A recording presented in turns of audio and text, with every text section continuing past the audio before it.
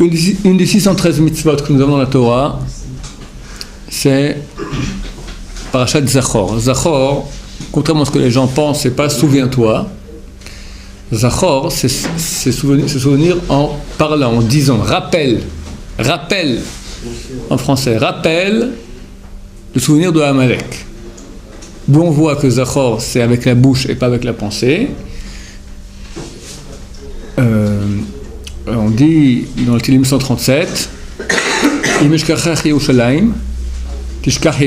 si je t'oublie Jérusalem, que s'oublie ma droite, que se colle ma langue à mon palais, si je ne te rappelle pas, je ne me rappelle pas de toi, d'accord? C'est pas un rappel dans la tête, on aurait dit que mon cerveau devienne une éponge, d'accord?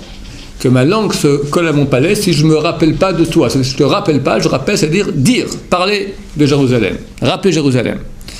Donc quand la Torah nous dit maintenant Zachor, Amalek, souviens-toi rappelle ce que tu as fait à Amalek, il faut le rappeler avec la bouche. Comment?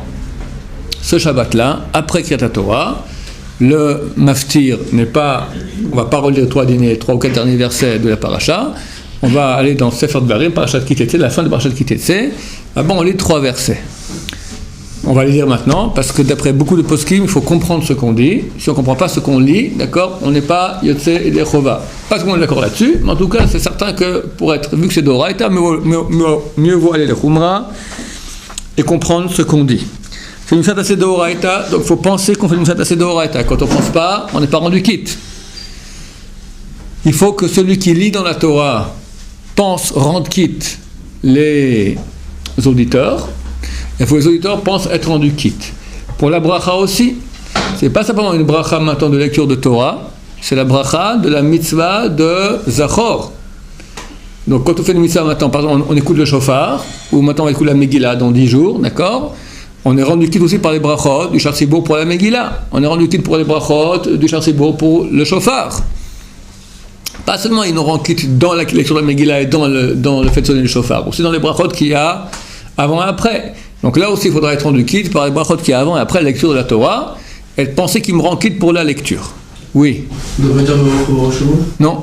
D'accord. Certainement pas.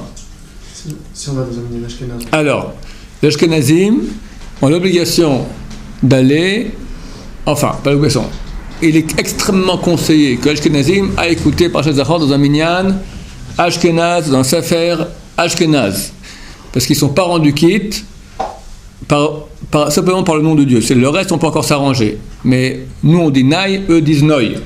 Donc, à quelqu'un qui dit Noï quand il doit dire Naï, il n'est pas rendu quitte et vice versa. Donc il y a un problème. Donc les Ashkenazim iront à minyan Ashkenaz. Et Sfarad, non, c'est l'air en soi, que ce soit tunisien, marocain. C'est pas tellement différent, non. Ok. On va d'abord voir le pshat, c'est plus important, après on va expliquer un peu plus la profondeur, pourquoi est-ce qu'on doit tellement haïr Amalek. Zachor et Asher Asa Lecha, il faut écouter et entendre chaque lettre. Chaque lettre. Chez moi, Shar Tzibur, il fait Amalek. On l'entend à peine, d'accord? Il faut faire Amalek. D'accord, il faut l'entendre, sinon on n'est pas rendu quitte Amalek, t'as pas entendu le c'est pas valable. Zachor et Asher Asa Lecha Amalek. Donc rappelle ce que tu as fait Amalek, Baderech, sur le chemin, Betsetrem, Memitzrayim, parce que vous étiez en train de sortir d'Égypte. Asher Karecha Baderech. Il t'a Karcha sur le chemin. Karcha, il faut penser rapidement 3 pshatim.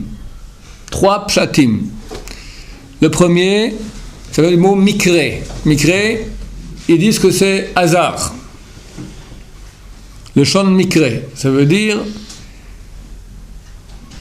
comme je l'expliquais après, pourquoi ils sont partis en guerre contre nous?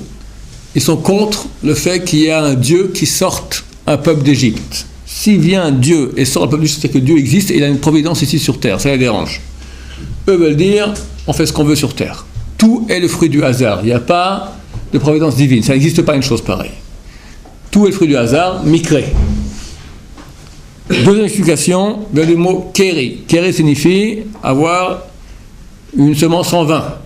Ça veut dire Toum'a, impureté.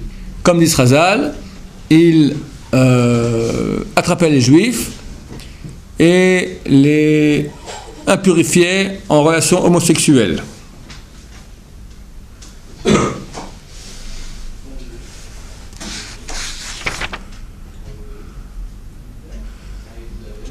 Bon, on verra ce dossier après.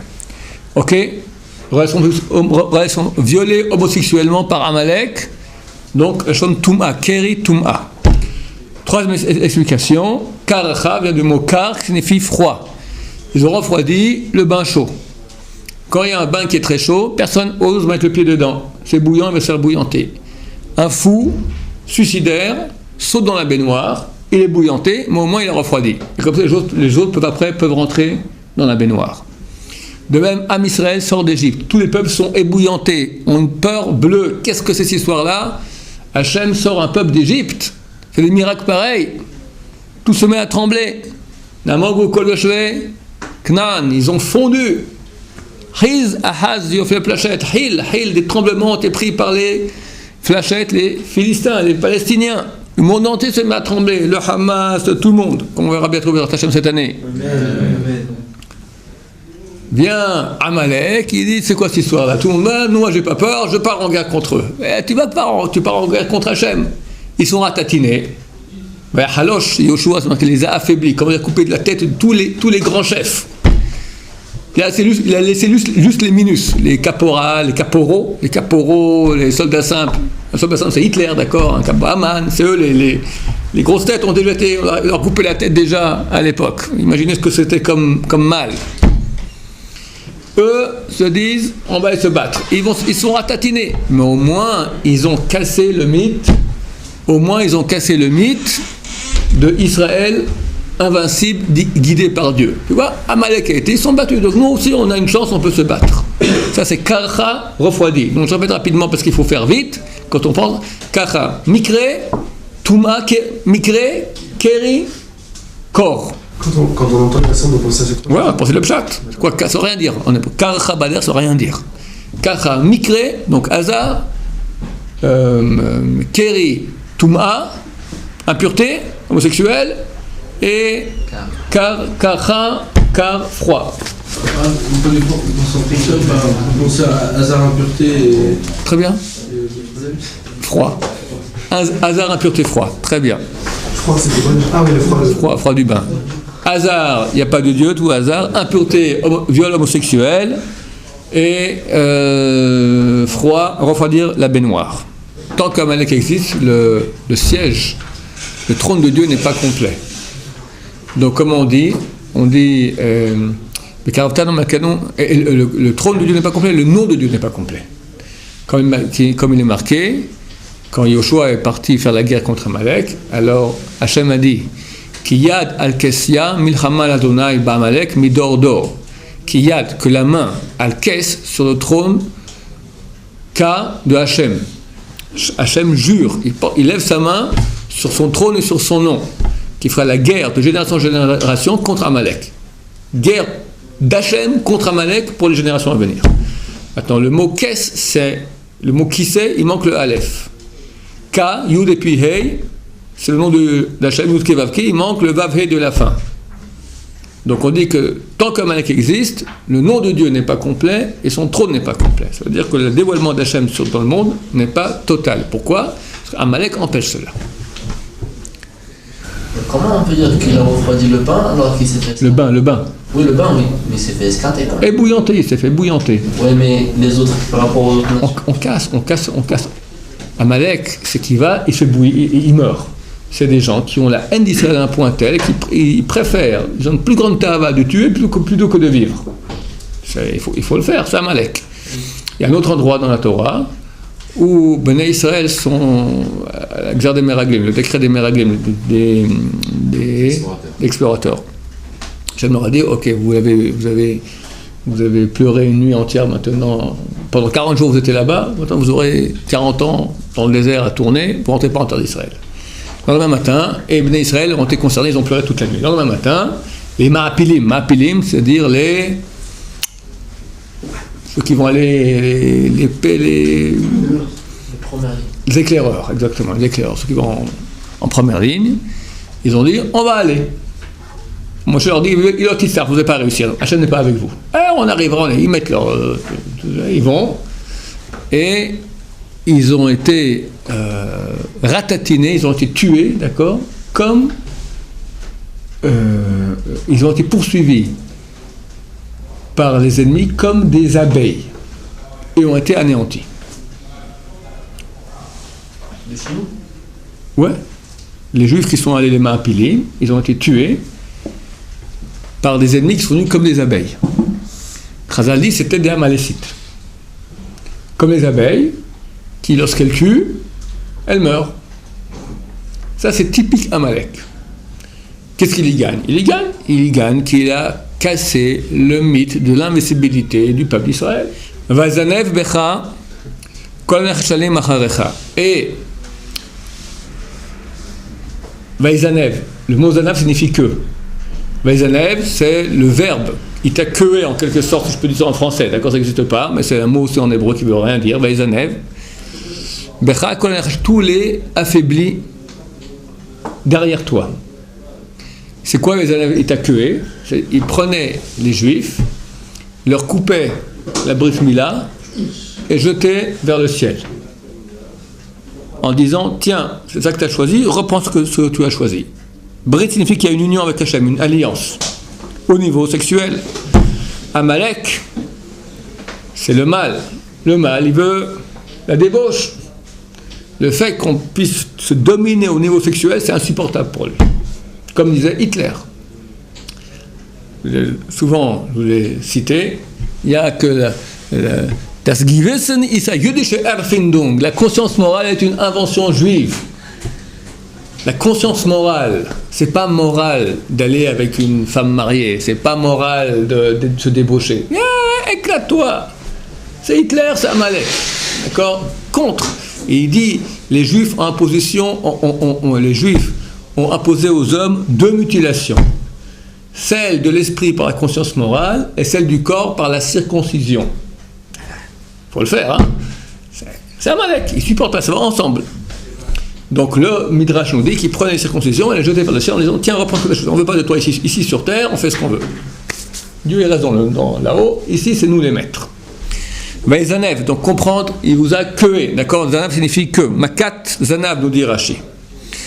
Becha kol nechashalim acharecha. Nechashalim, c'est comme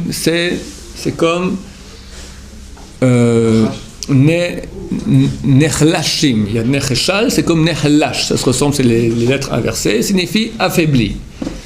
Derrière toi, c'est quoi derrière toi? Ceux qui étaient éjectés des nuées. Il y avait 7 nuées qui entouraient le peuple d'Israël. Celui qui n'avait pas suffisamment de mérite, c'était pas un tzadik, c'était un rachat, il était éjecté hors des nuées. Venaient les Amalécites, les attrapaient, les violaient, leur coupaient la brit mila, envoyaient vers le ciel. Tous les affaiblis derrière toi. Vata ayef ve'ageya velo yare elokim. Et tu étais fatigué par la soif. Ve'ageya, tu peinais par le chemin. Velo yare elokim. Ça c'est l'erreur classique et c'est la plus grave de toute votre belle intention. Les gens comprennent. Vata, et tu étais fatigué. Yageya, peinant. Velo yare elokim, et tu n'avais pas la crainte de Dieu. C'est faux. Velo yare elokim, ça revient sur Amalek. Toi, bien sûr que tu es yare elokim. Vata, ayef yageya, tu es fatigué et peinant. Et lui, Amalek, velo yare elokim. Sauf que le lui, Amalek n'est pas marqué. Donc il faut le comprendre. Il ne faut pas dire, et toi, tu étais fatigué et peinant et sans crainte de Dieu. Non. Toi, tu étais fatigué et peinant, entre parenthèses, et lui, ferme la parenthèse, sans crainte de Dieu. Pas se tromper. Troisième dernier verset, le sujet est facile, le plus dur on l'a fait. Vaya baniach Hashem elokecha. Et lorsque Hashem te laissera tranquille, Mikol oivecha misaviv, tous les ennemis autour de toi, ba'aretz asher Hashem elokecha noten lecha nachala lerishta, dans la terre qu'Hashem, ton Seigneur, te donne en héritage pour que tu l'hérites, timche et zerach Amalek mitachat hashamayim, tu effaceras le souvenir de Amalek dessous le ciel, lo tishkach, tu n'oublieras pas. Ok? Ça c'est pour le pshat. Maintenant, qui est Amalek? C'est qui le premier des peuples? Bereshit bara Elokim. Nous dit la Torah, Bereshit, on traduit au commencement, bara Elokim, Hachem a créé. Mais c'est faux au niveau grammatical, parce qu'on aurait dû dire, on dit au commencement, Barishona. Bereshit, le taf, c'est en bon français un génitif. Je ne sais pas si vous comprenez ce que ça veut dire un génitif. Ça veut dire que il doit y avoir un substantif après. C'est au début de. Au début de. Briat, Aolam, création du monde. Au début de la promenade, on a mangé un sandwich. Au début de la chanson, on entend une belle voix. D'accord? Au début de, faut un nom. Alors, la Torah dit au début de Bara Elokim. Hachem a créé. A créé Hachem. On ne peut pas dire un verbe. Au début de, on s'est promené. Au début de, on a mangé. Au début de, il a chanté. C'est pas du français, c'est pas de l'hébreu. La Torah commence avec une erreur de grammaire. C'est pour ça que Chazal disent qu'il faut faire une dracha. Une dracha, c'est-à-dire un sens allégorique. Et disent Bereshit, c'est pour Reshit. Pour Reshit, Bara Elokim de Shomaetz, pour un peuple qui s'appelle Reshit, c'est Am Israël. C'est marqué dans Isaïe. Reshit, à propos du peuple d'Israël, Reshit Tvuato, le début de sa récolte. Nous sommes appelés le début de sa récolte, on est au début. Am Israël est appelé Reshit. Il y a un autre peuple messieurs qui s'appelle aussi Reshit, c'est Amalek. Il y a un verset, c'est dans la bénédiction de Bilham. Bilham qui par 3 fois tente de maudire Am Israël, bénédiction qui sort. Il dit à un moment, Reshit Goïm Amalek. Le début des peuples, Amalek. Ils sont le mal. Le mal sans plus aucune étincelle de bien, le substrat du mal. Mais Hachem a voulu que dans ce monde, il y ait le bien et le mal. Pour qu'on ait le libre arbitre. Dans la faute d'Adam. Hein? Aussi, bien sûr, le serpent existait. Qui est venu tenter Adam et Ève, si pas le mal? Adam, celui qui... Il ne devait pas en avoir connaissance. Hein? L'homme ne devait pas en avoir connaissance. Le mal est extérieur à l'homme. Mais l'homme a voulu l'ingurgiter à l'intérieur de lui pour qu'il soit plus dur qu'il soit plus dur pour nous de le maîtriser, pour avoir plus de mérite. Donc au tout début c'était Amalek avec le mal à l'extérieur. C'était le mal. Le mal c'est le serpent. Un serpent il s'habille dans Amalek. C'est pas lui en Gilgoul, mais il s'incarne dans Amalek. Il prend de la chair, d'accord. Il s'habille par Amalek. Amalek c'est vraiment le véhicule du Nachash, du serpent. Il existait. Maintenant Bilam qu'est-ce qu'il dit dans ce verset? Il dit Reshit Goïm Amalek, Vacharito Adeoved. À la fin il disparaît. Contrairement à nous qui restons éternels. C'est marqué dans Jérémie 31, tant qu'il y aura soleil, lune, étoiles, etc., il y aura le peuple d'Israël. Nous, on est éternels. À la base, les deux existent, lui disparaît, nous on continue. Mais physiquement, il est fort comment? La force d'Amalek, c'est la chutzpah. Chutzpah, c'est-à-dire l'insolence, l'effronterie.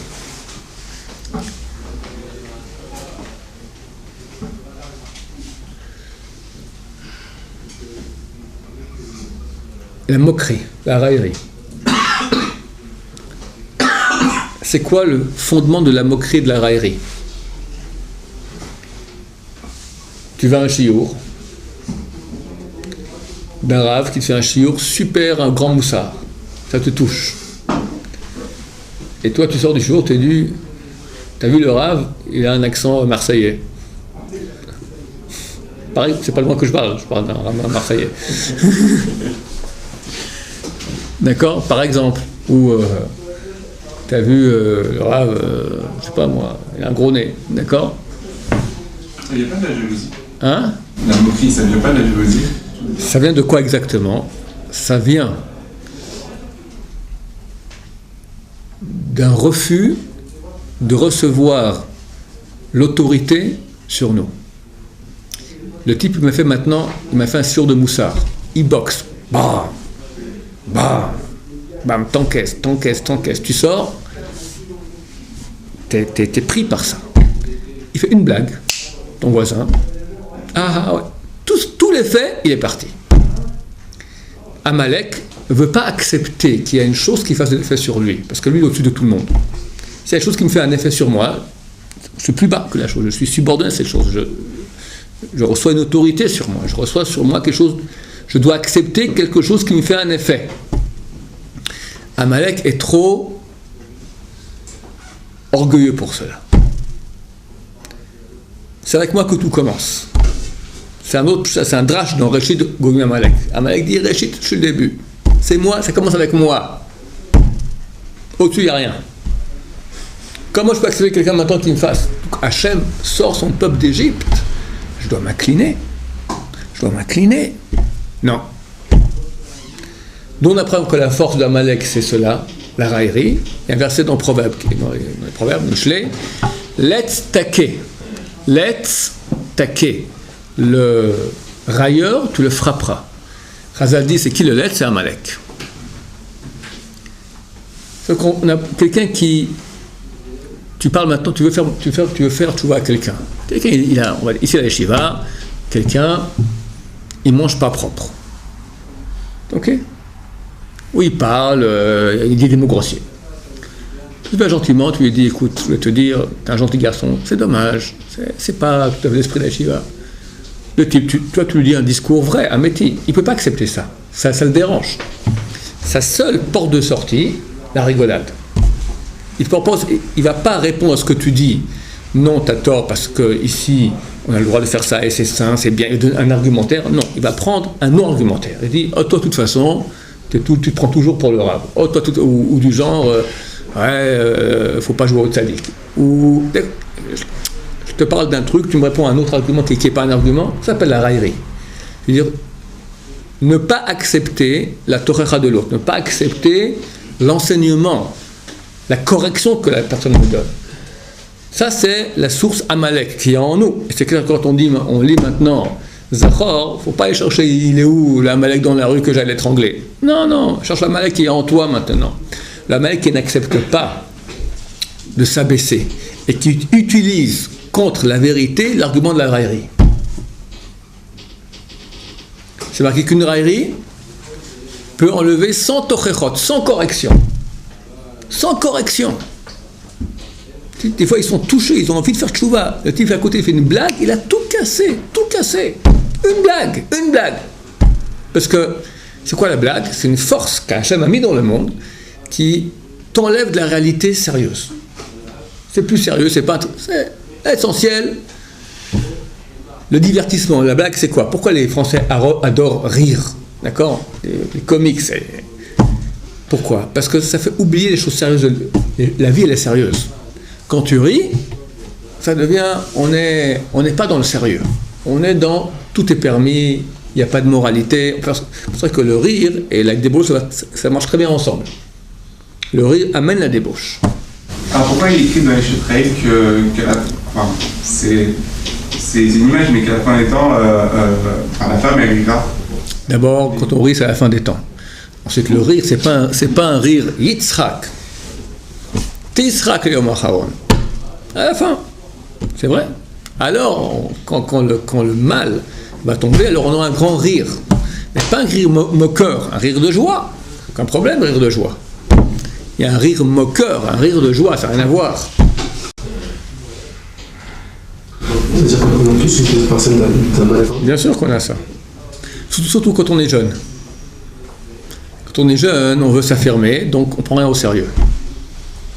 Et c'est toujours la génération plus âgée qui vient te faire un peu de moussard. Les jeunes, prendre des jeunes dans la rue, dans le bus, quelqu'un veut faire de moussard, ils rigolent ensemble, ils se moquent de tout. Non seulement que c'est très grave, Benam Lachavero, mais le rire, c'est une permissivité, ça te permet de faire, c'est pas si grave. On fait la shonara, on fait truc, on fait honte à quelqu'un, on le casse, tout le monde fait du rire. Ça va, c'est pour rigoler. Pour rigoler. Le père d'Amalek, c'est qui? Eliphaz. Eliphaz, c'est le fils de Esav. Esav, c'est le grand-père de Amalek. Esav, qu'est-ce qu'il faisait? Il tirait c'est Esav? C'est Ishmaël, pardon. C'est Ishmaël, je confonds. Mais c'est exactement la même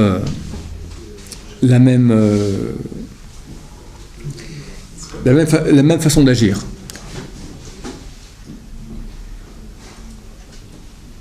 Jouer le tzaddik, être dedans un grand tordu, pas accepter la vérité sur soi.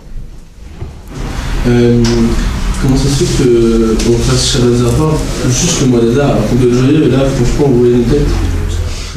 Parce que quoi? Vous voyez nos têtes. Qu'est-ce qu'ils ont vos têtes? Vous avez tué avec Amalek. Alors Shabbat Zahar, pourquoi on le fait maintenant? Après ils ont choisi maintenant Rachamim. Parce que Haman était un Amalek. Et à Purim, on a cassé Amalek. Les nazis disaient souvent, il n'y aura pas un deuxième Purim.